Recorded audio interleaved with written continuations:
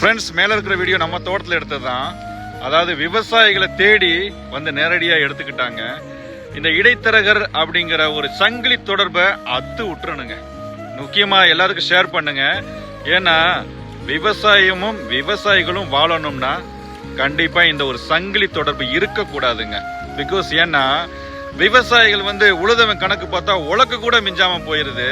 அதுக்கு இதுவும் ஒரு காரணம். விவசாயிகள் கொஞ்சமாவது ஒரு லாபம் பார்த்தாதாங்க அடுத்த வெள்ளாம ஒரு சந்தோஷமா வைக்க முடியும். அடுத்தடுத்து அவன் பண்றதுக்கு அது ஒரு மோட்டிவேட்டா இருக்கும்.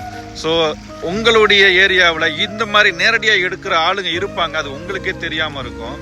ஸோ அந்த மாதிரி ஆளுங்களை தேடி பிடிச்சி இனிமேல் உங்களுடைய அந்த விலை மதிப்பு இல்லாத அந்த காய்கறியை ஒரு நல்ல ரேட்டுக்கு உங்களுக்கு வாங்கிட்டு போக ஆள் இருக்கு.